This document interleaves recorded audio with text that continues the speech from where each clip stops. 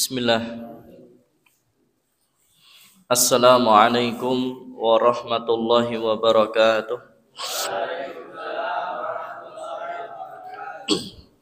Alhamdulillahi rabbil alamin.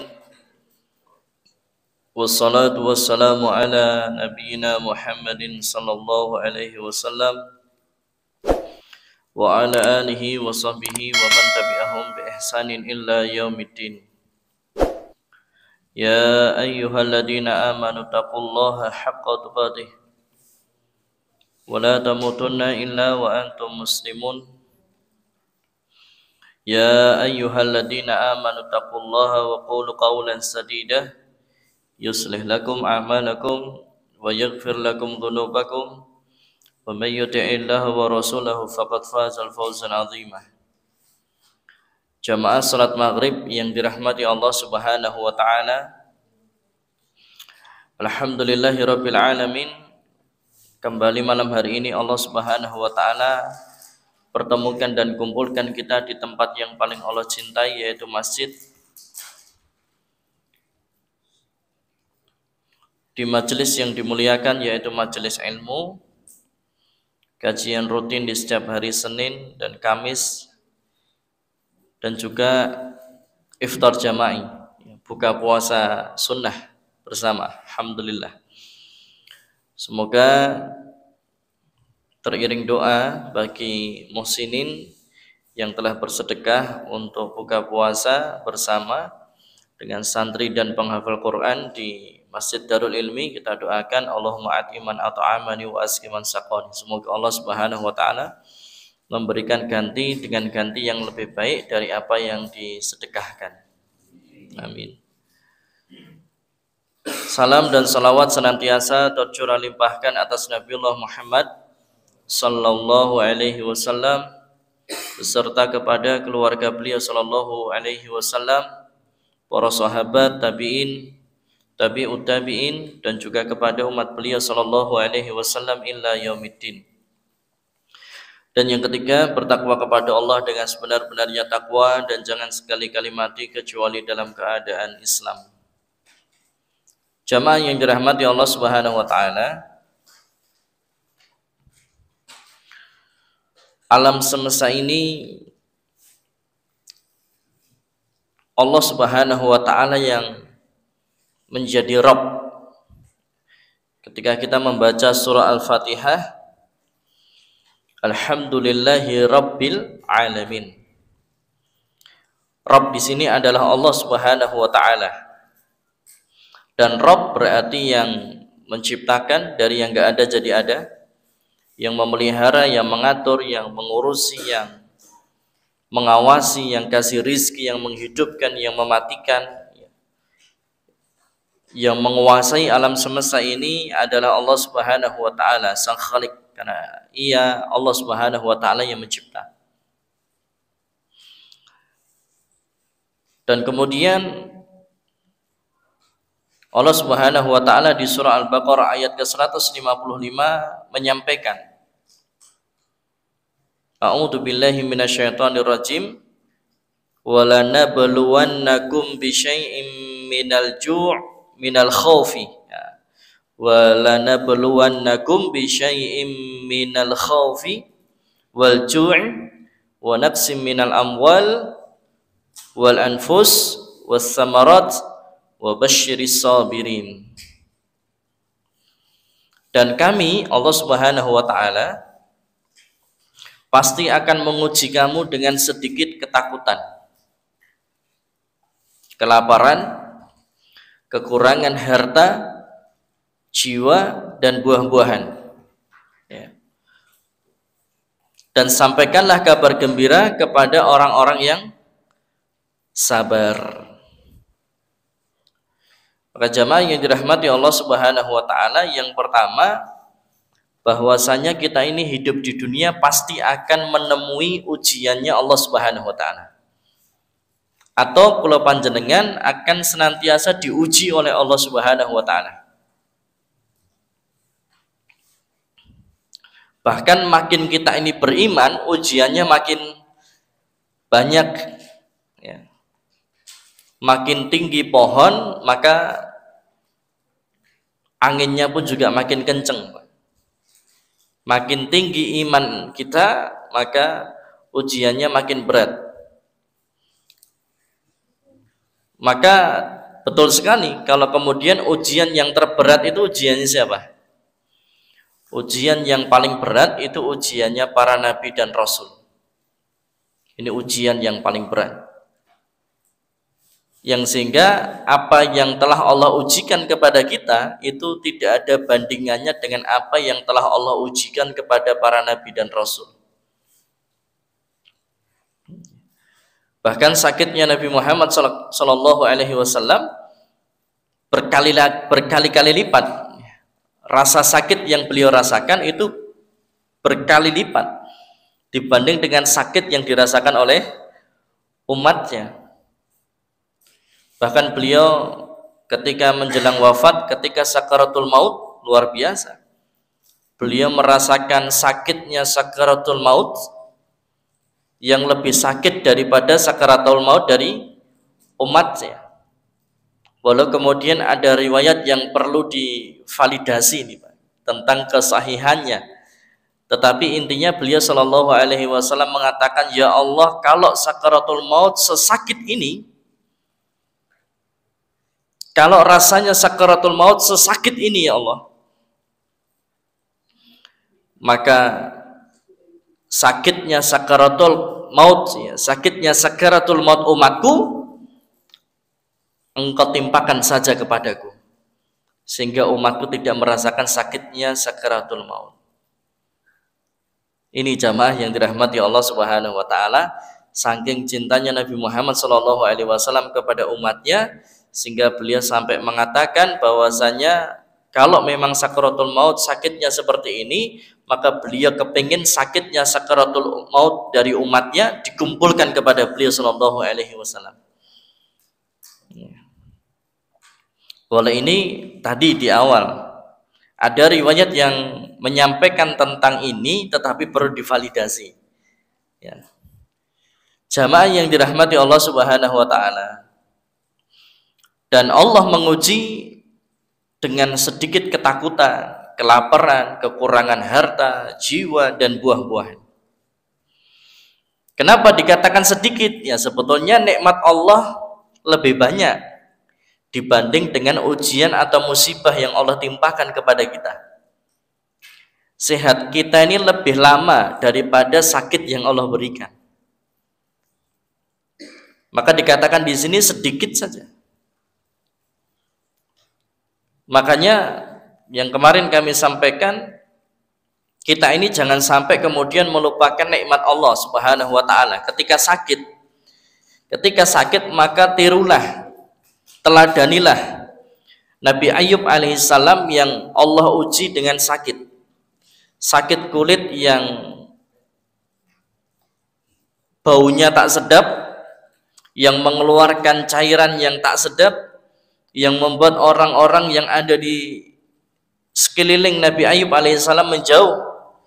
Orang-orang tidak mau dekat, ya, jijik dengan kondisi Nabi Ayub alaihissalam dengan penyakit kulitnya tersebut. Korengan gitu ya, ada luka, kemudian berair atau bernanah dan mengeluarkan bau yang tak sedap. Maka semua orang menjauh dari Nabi Ayub alaihissalam, dan harta Nabi Ayub alaihissalam pun juga habis.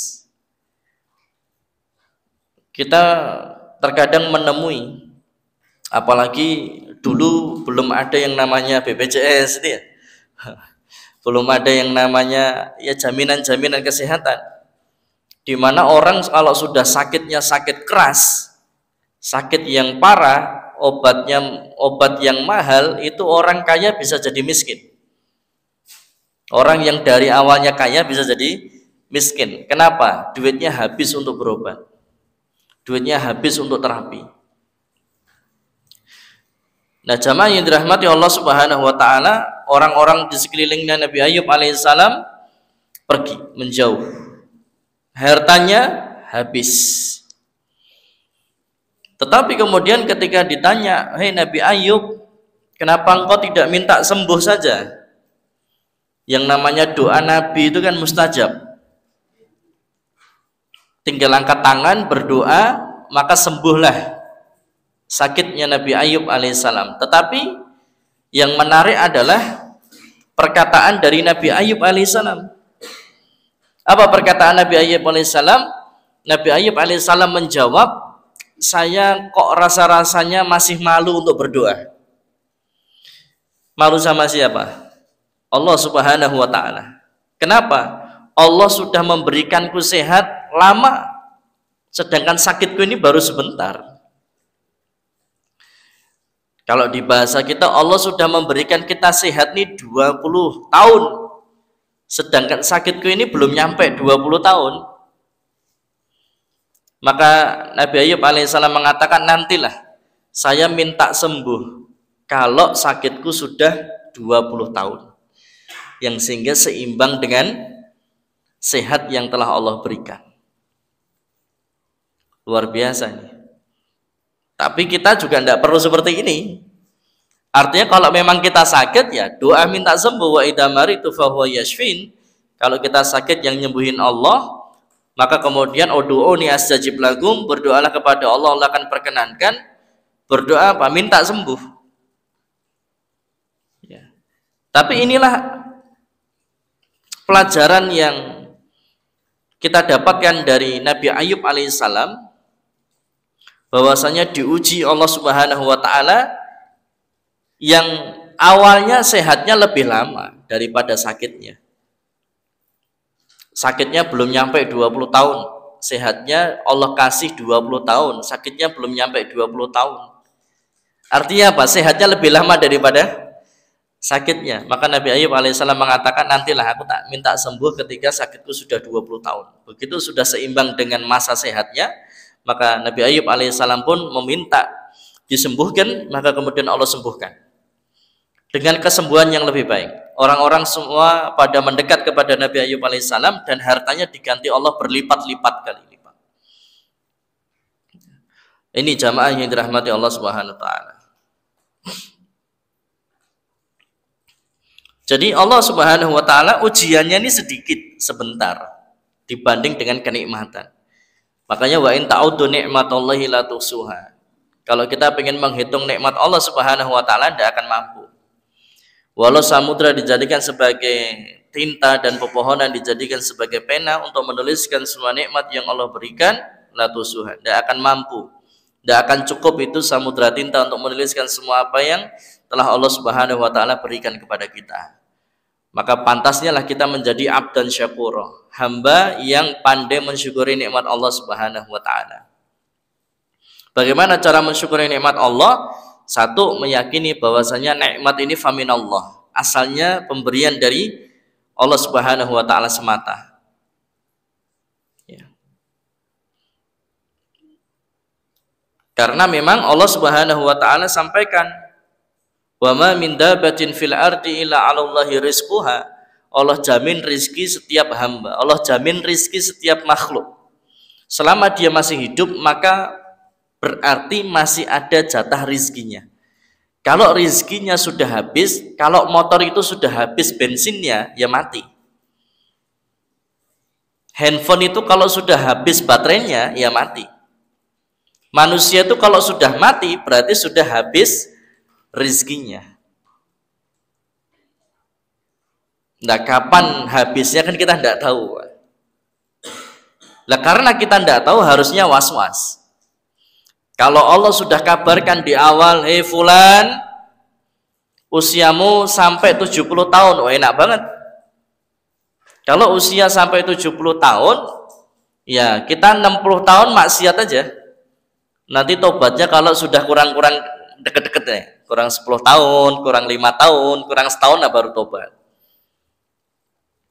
Tapi karena tidak dikabarkan oleh Allah, tidak disampaikan oleh Allah kapan kita mati, maka hendaknya kita ini was-was.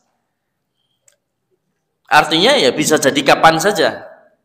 Yang sehingga kemudian kita tidak melewatkan waktu dengan sia-sia, apalagi kemudian dengan melakukan kemaksiatan. Kalaupun kita melakukan kemaksiatan, wa khairal khata'ina at-tawwabun, maka segeralah bertobat. Segeralah mohon ampun kepada Allah. Nggak usah nunggu malam, nggak usah. Begitu habis maksiat, istighfar. Bertobat kepada Allah Subhanahu wa ta'ala. Kemudian wa atbi'is sayyi'atal hasanata tamhuha, ikuti keburukan dengan kebaikan. Kalau kita habis ngelakuin dosa, kita habis ngelakuin maksiat, satu bertobat, banyak istighfar. Yang ketiga, segera ikuti dengan amal soleh, apapun amal solehnya. Banyak-banyakin sedekah.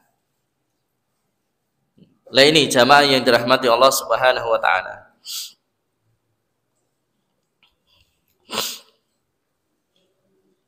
Kemudian yang kedua, cara bersyukur yaitu dengan memperbanyak mengucapkan alhamdulillah, memuji Allah Subhanahu wa ta'ala sebagai wujud rasa syukur kita kepada Allah Subhanahu wa ta'ala atas nikmat yang telah dilimpahkan kepada kita, yang tadi la tuhsuha, kita tidak dapat menghitungnya.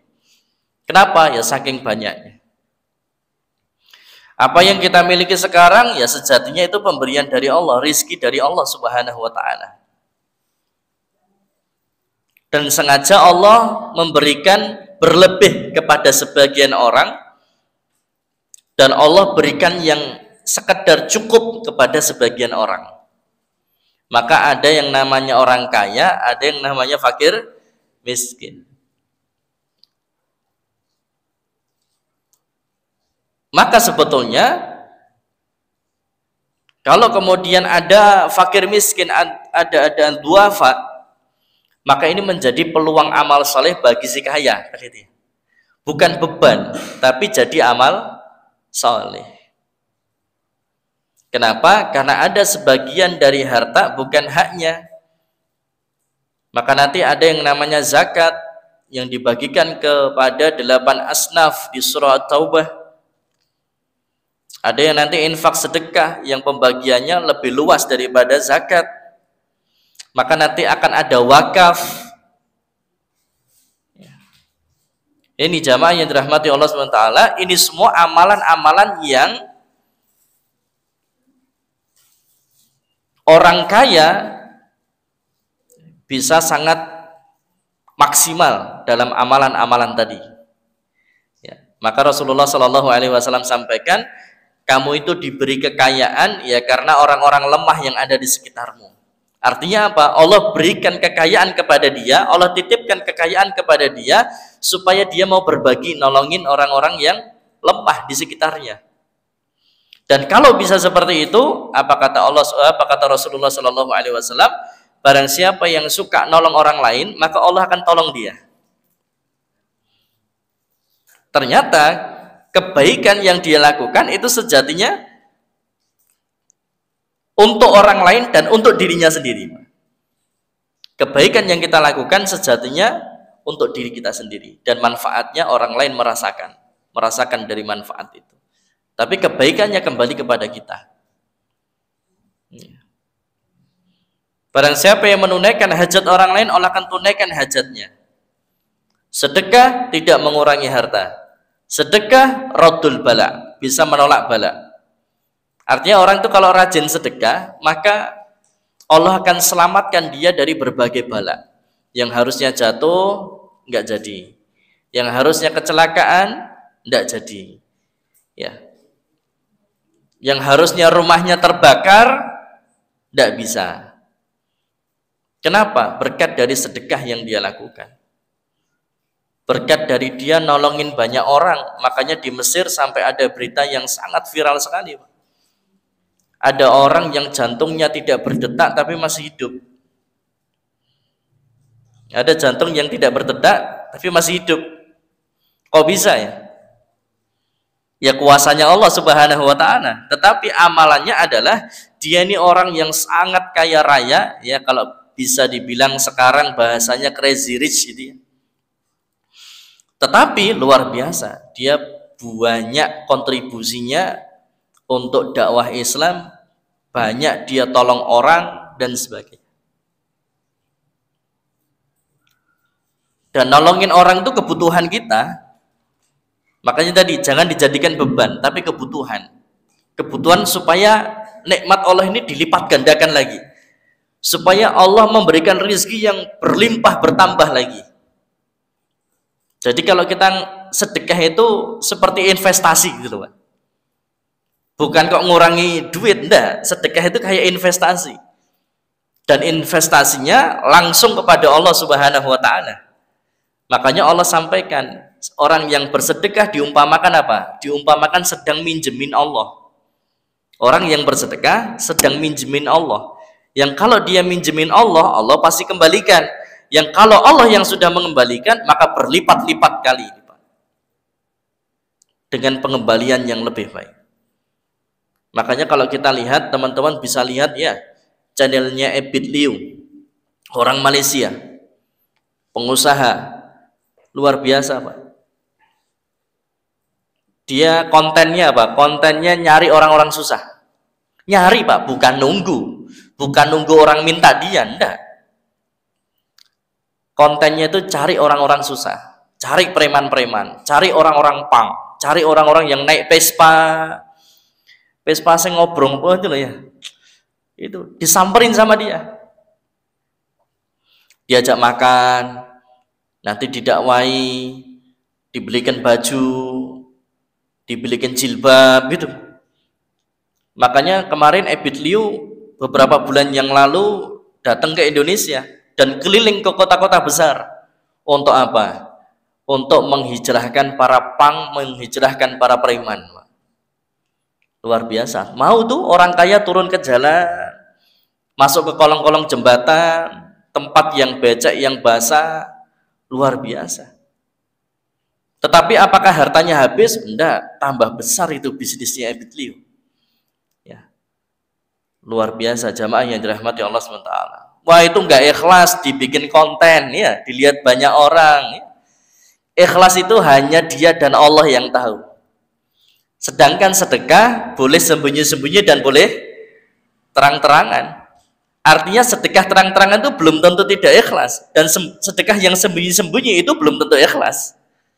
Ikhlas itu hati, amalan hati yang tahu hanya dirinya dan Allah Subhanahu wa taala. Maka saya ketika lihat Ustadz Ebit Liu, Masya Allah dia pengusaha, dia Ustadz mu'alafkan sudah berapa ratus dan berapa ribu orang, mau turun ke jalan-jalan ya, nemui orang yang rumahnya di tengah-tengah hutan, kemudian dia kontrakkan rumah, dibelikan motor, ya dibelikan perabot-perabot. Dan apakah hanya sekali itu kontraknya? Tidak. Dia sampaikan, nanti kalau kontraknya sudah habis, perpanjang, silahkan hubungi manajer saya atau asisten saya atau admin saya, nanti kami transfer untuk biaya kontrak. Jadi artinya bukan sekali itu loh. Berlanjut loh, luar biasa kan? Itu sudah menganggap bahwasanya sedekah adalah kebutuhannya. Yang kebaikan akan kembali kepada dirinya sendiri. Nah, kembali ke tadi jamaah yang dirahmati Allah Subhanahu wa taala, juga sedekah radul bala. Makanya supaya kita ini aman, supaya kita ini selamat, supaya kemudian kita ini terhindar dari bala, bencana, musibah dan sebagainya, maka sedekah. Di Jakarta kemarin sudah kami sampaikan kan, di Jakarta itu ada satu warung makan, yang lain terbakar habis ludes, hanya satu itu yang tetap berdiri dan utuh, tidak kena sabetan api sekalipun. Masakan rumah makan Padang. Rumah yang lain di sekitarnya, warung-warung yang lain hangus terbakar, hanya dia yang selamat Pak. Depan kanan kiri terbakar semua. Kenapa? Ternyata rahasianya dia sediakan satu waktu program sedekah makan gratis. Siapapun makan gratis. Luar biasa, betul loh. Ya, sedekah radul bala. Ya, sedekah bisa menolak bala. Dan sedekah kan gak harus banyak toh. Sedekah ya semampunya saja. Mampunya 100, 1000 ya 1000. 5.000. Mampu relatif. Ya mampunya 10 juta ya 10 juta. Ya.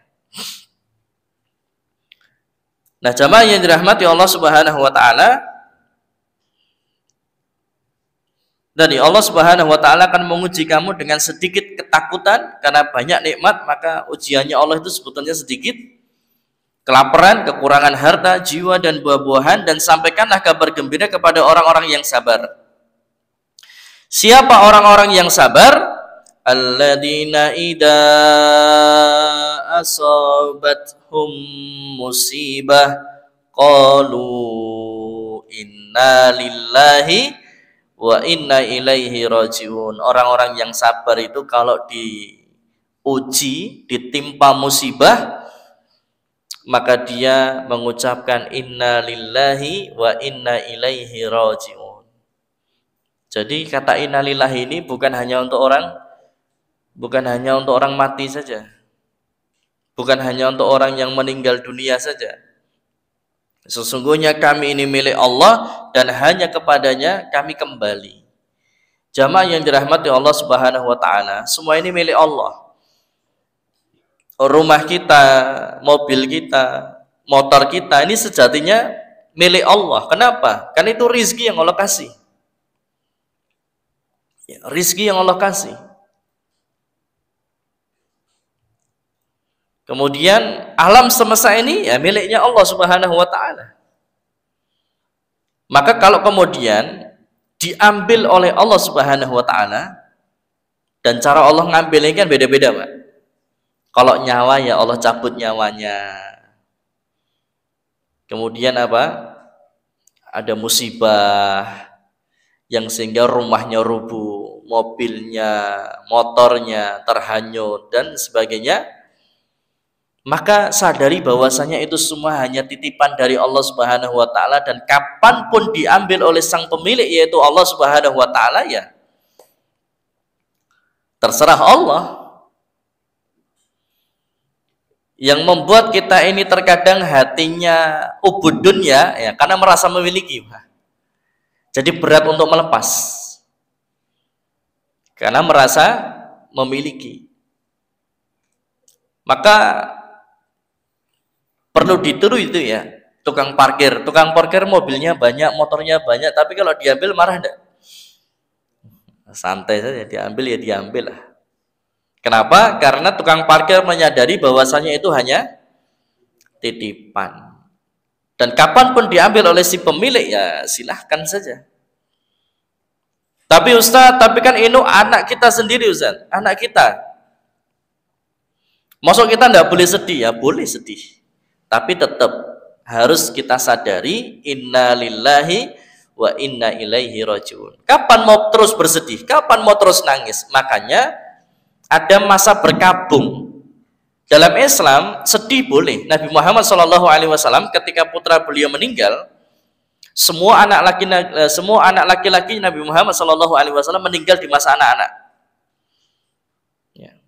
Semua anak laki-lakinya beliau Sallallahu Alaihi Wasallam meninggal di usia kanak-kanak. Sedih enggak Nabi Muhammad? Sedih, anak lanang loh, Pak. Nek coro-corone kita siapa nanti yang meneruskan kenabianku, kan itu ya? Tugas kenabianku, mewariskan tugas kenabian, siapa? Tapi anak laki-laki beliau meninggal. Beliau nangis, Pak. Nangis. Tapi mau sampai kapan nangis? Mau sampai kapan bersedih? Maka ada yang namanya masa berkabung kan? Masa berkabung, kalau istri suaminya meninggal, masa berkabungnya berapa? Sesuai dengan masa iddah 4 bulan 10 hari. Ya, 4 bulan 10 hari. Boleh. Setelah itu sudah move on. Ya, mau nikah lagi ya boleh, enggak ya enggak apa-apa. Karena nanti istri itu akan dibangkitkan di surga bersama suami yang terakhir. Makanya kalau ada istri yang suaminya meninggal kok enggak nikah lagi, itu saya maklum. Kenapa maklum? Ya karena memang dia ingin dibangkitkan di surga bersama suami yang terakhirnya.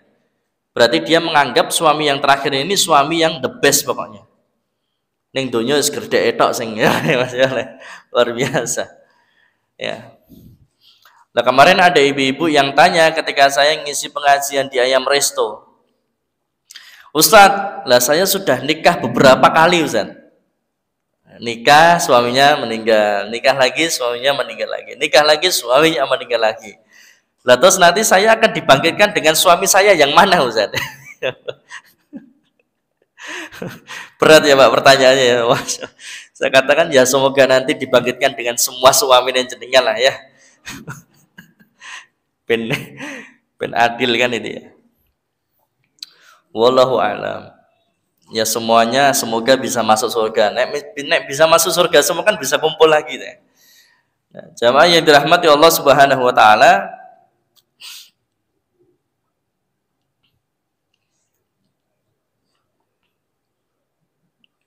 sabar ya, inna lillahi wa inna ilaihi raji'un. Ini semuanya milik Allah Subhanahu wa taala. Boleh bersedih, boleh banget. Tetapi segera move on. Segera kemudian kuatkan diri. Segera kemudian apa? Bersabar. Ya, sabar itu apa? Sabar itu kalau dalam arti secara bahasa al-habsu itu artinya menahan diri. Menahan diri supaya tidak melakukan hal-hal yang diharamkan Allah Subhanahu wa taala. Ini namanya sabar. Jadi sabar itu bukan diem tok. Jadi sabar adalah sikap menahan diri untuk tidak melakukan hal-hal yang diharamkan Allah Subhanahu wa taala. Nah, secara syar'i sabar ini ada 3. Sabar di atas ketaatan kepada Allah, sabar dari hal-hal yang diharamkan, dan ketiga sabar terhadap musibah, takdir yang buruk. Ya, sabar terhadap takdir yang buruk. Jangankan kok kita teman-teman, Nabi saja tadi mengalami musibah, diuji sama Allah Subhanahu wa taala. Nabi Muhammad sallallahu alaihi wasallam musibahnya berat enggak? Berat, teman-teman. Terusir, melaku wado-wado, tekan Taif, yang capek ya, yang bersedih karena beliau sallallahu alaihi wasallam ini terusir kan setelah istrinya beliau Khadijah dan juga paman beliau Abu Thalib meninggal, yang sehingga seakan-akan sudah tidak punya pelindung lagi ya ini ya. Dan dalam bahasa kita lihat, walaupun sebetulnya sebaik-baiknya pelindung itu siapa? Allah Subhanahu wa taala. Nabi Muhammad sallallahu alaihi wasallam itu sudah sedari kecilnya digojlok sama Allah, ditarbiyah sama Allah. Kenapa? Alam yajid kayatiman fa'awa. Nabi Muhammad sallallahu alaihi wasallam itu dilahirkan dalam keadaan yatim. Yang sehingga terus kemudian apa? Ternyata orang-orang yang dicintai oleh Nabi Muhammad sallallahu alaihi wasallam semua diwafatkan. Lahir yatim, nanti usia 6 tahun ibunya meninggal, ikut kakek, 8 tahun, usia 8 tahun kakeknya meninggal, ikut paman. Sampai nikah. Ternyata pamannya ini jadi backing ya. Si Khadijah ini jadi supported. Dan ternyata Allah wafatkan keduanya di tahun yang sama. Maka kemudian disebut Amul Huzn, tahun kesedihan, meninggalnya supportednya beliau Khadijah dan meninggalnya backing beliau, masya Allah, Abu Thalib pamannya. Kemudian terusirlah Nabi Muhammad SAW pergi ke Taif, jalan kaki jauh-jauh, nawarkan Islam, dilempari batu, sampai kemudian beliau berdarah-darah. Lah ini jamaah yang dirahmati Allah Subhanahu wa taala. Nabi Musa alaihissalam juga sama. Ujiannya juga berat. Nabi Yusuf alaihissalam ujiannya juga berat. Semua, makanya tadi ujian terberat ujiannya para nabi dan rasul. Ujiannya berat-berat. Kita ini tidak seberapa, teman-teman. Makanya kalau kita ini sedang dakwah, kok ujiannya berat, ya ingatlah Rasulullah Shallallahu Alaihi Wasallam ketika berdakwah. Teman-teman nyantri, kok berat? Seberat-beratnya nyantrinya teman-teman itu pena epol. Kenapa penak Pol? Coba baca sirahnya Imam Syafi'i dulu ketika menuntut ilmu.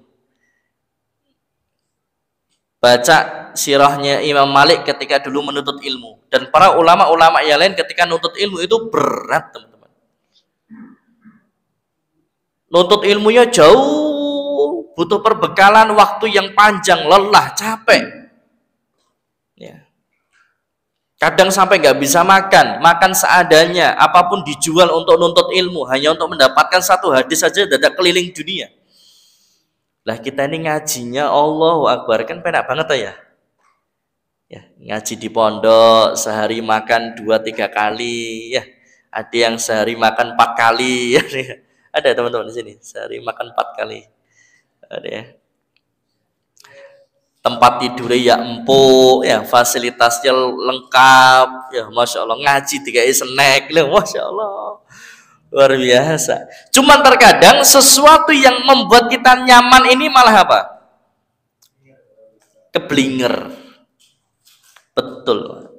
Sesuatu yang nyaman itu malah membuat kita keblinger. Saking enaknya, saking lengkapnya fasilitas dalam menuntut ilmu, jadi yang sehingga kemudian kualitas kita dalam menuntut ilmu ini jadi turun drastis, Pak, dibandingkan dengan para ulama dulu. Luar biasa. Saya itu dulu pernah merasakan, saya itu belajar bahasa Arab dari Solo Sragen, Pak. PP tiap hari mulazamah sama Ustadz dari Solo Sragen, hujan yus mangkat. Ternyata itu luar biasa, saya rasakan betul. Para ulama dulu itu kalau nuntut ilmu ya capeknya minta ampun berarti ya. Saya aja yang Solo Sragen naik motor berangkat jam 1 siang, nanti pulangnya ketika malam sudah larut baru pulang. Tiap hari mulazamah bahasa Arab Solo Sragen, Allahu Akbar. Nah ini jamaah yang dirahmati Allah Subhanahu wa Ta'ala, terkadang sesuatu yang nyaman malah membuat kita ini jadi tidak sungguh-sungguh, tidak serius. Ya.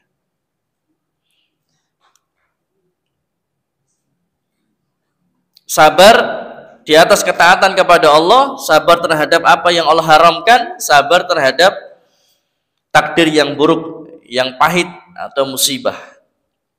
Nah, jamaah yang dirahmati Allah Subhanahu wa Ta'ala,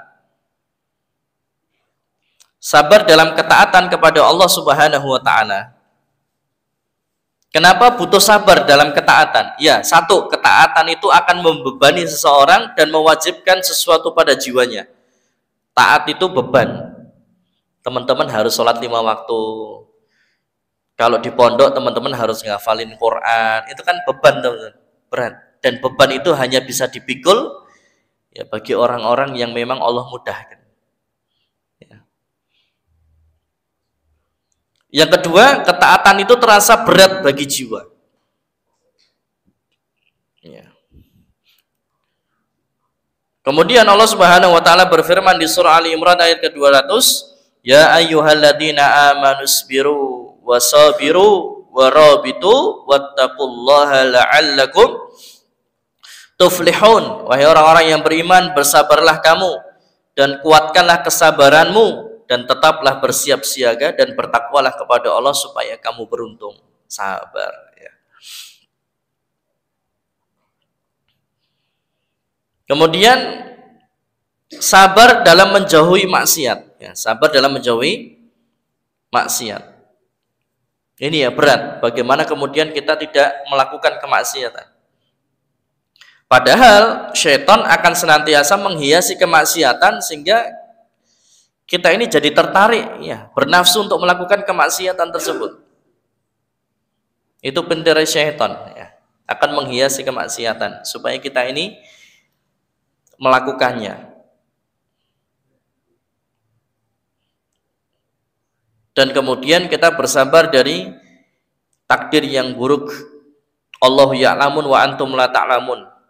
Allah yang maha mengetahui apa yang terbaik untuk diri kita, sedangkan kita tidak tahu apa-apa. Maka kemudian senantiasa kita berhusnudzon atas apa yang telah Allah Subhanahu wa Ta'ala ujikan kepada kita. Dan memang sabar ini nasihat yang indah. Ketika kita dan orang lain sedang menghadapi ujian, maka nasihat terindah adalah sabar. Ketika kita sakit, sabarnya bagaimana ketika kita sakit? Tidak berkeluh kesah. Senantiasa husnudon kepada Allah. Allah uji saya sakit, berarti Allah sedang ingin menghapus dosa-dosaku. La ba'sa tahurun insyaallah. Allah ingin menaikkan derajat. Allah ingin menghapus dosa-dosa. Husnudon aja. Kemudian apa? Sabar tadi ya. Berobat. Ketika orang sakit ya berobat. Kalau dia sakit datangnya ke dukun, berarti dia nggak sabar. Berarti dia tidak mampu menahan dirinya dari sesuatu yang diharamkan Allah. Datang ke dukun haram kan? Makanya orang yang sabar mampu menahan diri supaya dalam kondisi apapun dia tidak melakukan apa yang diharamkan Allah Subhanahu wa taala. Berobat boleh, tapi jangan ke dokter. Jangan ke dukun, ya. Kalau ke dokter boleh, tabib boleh, tapi kalau ke dukun enggak boleh. Maka orang sabar mampu menahan dirinya, tidak melakukan hal-hal yang diharamkan. Termasuk diantaranya ada orang sakit atau kena musibah yang mencela Allah, enggak boleh. Sesuatu yang diharamkan itu enggak boleh. Ya. Nah, jamaah yang dirahmati Allah Subhanahu wa taala, dalam surah Az-Zumar ayat ke-10, innama yuwaffas sabirun ajrahum bighairi hisab. Sesungguhnya orang-orang yang bersabar maka dicukupkan pahala mereka yang tanpa batas. Pahala yang tanpa batas itu maksudnya pahala yang banyak sekali, Pak. Pahala yang besar, sabar. Yang sehingga kalau kita diuji sama Allah, musibah, bencana, sakit, bala, kecelakaan dan sebagainya, ya memang itu berarti Allah sedang memberikan kita kesempatan untuk memperoleh pahala sabar yang ghairi hisab, tanpa batas. Kalau kita tidak pernah diuji, dari mana kita akan mendapatkan pahala sabar? Maka kalau kita sedang diuji, yakinkan pada diri bahwasanya inilah Allah sedang memberikan kesempatan kepada saya untuk bisa mendapatkan pahala sabar yang besar ghairi hisab, tanpa batas. Oh, inilah saatnya berarti Allah sedang menghapus, melebur dosa-dosa saya. Ketika diuji, oh maka Allah sedang akan mengangkat kelas atau derajat saya. Sebagaimana anak-anak sekarang kan sedang ujian kan ya, sedang UAS, ujian akhir sekolah. Biasanya kalau sudah ujian ya naik kelas, sing naik kan itu ya. Asalkan dia lolos ya, maka naik kelas, ya, naik derajatnya.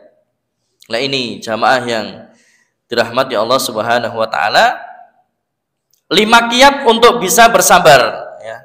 Yang pertama, melihat kepada pilihan Allah, pasti pilihan Allah ini yang terbaik. Al-khair khairatullah. Yang terbaik adalah pilihan Allah, ketetapan dari Allah Subhanahu wa taala. Yang sehingga apa? Sungguh menakjubkan keadaan seorang mukmin. Ajaban li amril mukmin. Ya. Kenapa? Inna amrohu kulluhu khair. Seluruh urusannya itu kalau sudah di orang yang beriman, maka semua urusannya jadi baik. Kalau dia diberikan kesenangan, maka dia bersyukur. Kalau dia diuji sama Allah, maka dia bersabar. Sudah, semua jadi pahala. Apapun keadaannya jadi ibadah. Apapun keadaannya jadi pahala. Jadi supaya kita bisa sabar, yakin bahwasannya pilihan Allah yang terbaik. Sehingga apapun Allah tetapkan untuk diri kita, sesuatu yang senang, menyenangkan atau sesuatu yang menyusahkan, maka yakini bahwasanya itu yang terbaik untuk kita. Ya, pasti akan ada hikmahnya. Yang kedua, mengingat bahwa dengan adanya musibah itu akan menghapuskan dosa. Ujian akan selalu bersama dengan orang beriman, lelaki maupun perempuan, baik pada dalam diri, anak dan hartanya, sampai dia bertemu dengan Allah dalam keadaan tidak mempunyai satu kesalahan pun.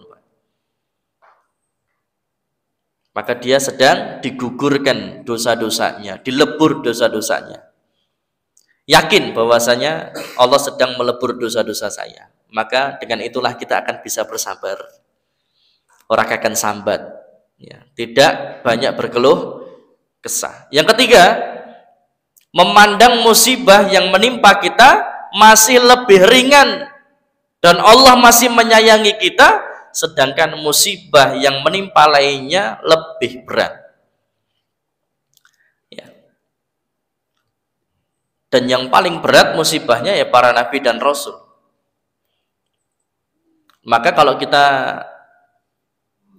diberikan Allah musibah sakit ataupun Allah berikan musibah apa ya Pak, miskin atau apapun ya, maka kemudian apa, kita lihat banyak orang lain yang lebih susah daripada kita, banyak orang lain yang sakitnya lebih parah daripada kita, dan mereka mampu bersabar luar biasa. Itu yang kemudian bisa memotivasi kita untuk bisa bersabar. Yang keempat, hendaklah melihat pada akibat dari musibah, karena musibah tersebut membuat kita ini rajin berzikir, berdoa, dan semakin dekat dengan Allah. Bukankah begitu? Orang itu akan nyebut Allahnya sering kalau dia ditimpa musibah. Doanya makin khusyuk, bisa nangis-nangis doanya kalau dia sedang kena musibah. Banyak zikir, dekat sama Allah kalau dia kena musibah. Itu hikmahnya. Yang sehingga Allah itu kasih musibah dengan dia, kepada dia. Allah itu kasih musibah kepada seseorang, bisa dibilang apa? Allah sedang kangen. Bisa jadi ketika kita sehat, jauh dari Allah, jarang ingat Allah, jarang nyebut Allah, maka Allah berikan dia sakit, Allah itu kangen supaya kemudian dia kembali dekat dengan Allah, dia banyak berzikir, dia banyak berdoa, dia banyak menangis di hadapan Allah Subhanahu wa taala. Ya. Yang kelima, mengingat pada balasan sabar dan ridho yang begitu besar, yang tadi pahalanya yang ghairi hisab, yang tak terbatas. Maka inilah 5 cara supaya kita ini bisa sabar, ya. 5 cara supaya kita ini bisa sabar. Semoga bermanfaat dari apa yang kami sampaikan. Kurang lebihnya mohon dimaafkan. Aqulu qouli hadza astaghfirullah li wa lakum innahu ghafurur rahim. Subhanakallahumma wa bihamdika asyhadu an la ilaha illa anta astaghfiruka wa atubu. Assalamualaikum warahmatullahi wabarakatuh.